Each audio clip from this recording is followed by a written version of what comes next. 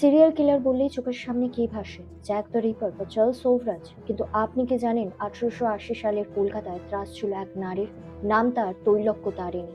দেখতে সুন্দরী, কথায় মধু, কিন্তু এই রূপের আড়ালেই লুকিয়ে ছিল এক ভয়ঙ্কর পিশাচিনী। পুলিশের খাতায় সে ভারতের প্রথম নারী সিরিয়াল কিলার। তার টার্গেট ছিল ধনী নারীরা। গুরুদেবের সাথে দেখা করানোর নাম করে সে তাদের নিয়ে যেত মানিকতলার এক নির্জন বাগান বাড়িতে। তারপর পুকুরে স্নান করানোর ছলে নিজের হাতে চুবিয়ে মারত তাদের। উদ্দেশ্য একটাই, লাশের গা থেকে গয়না লুট করা।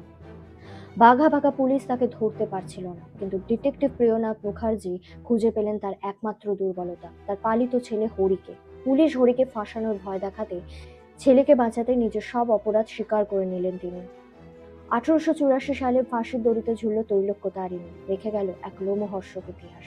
এরকম আরো ক্রাইম স্টোরি জানতে হলে আমাদের চ্যানেলটিকে সাবস্ক্রাইব করুন।